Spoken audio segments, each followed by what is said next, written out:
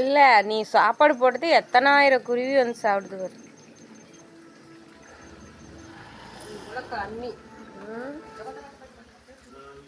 Rose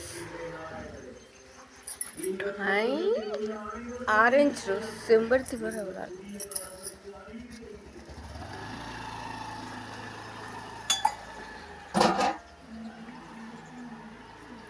எதுக்கு இப்படி?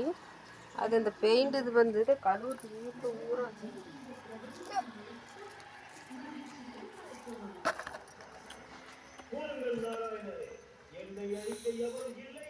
Rose வெள்ளை கலர் ரோஸ் செம்மையாக கொடுத்துருக்கு.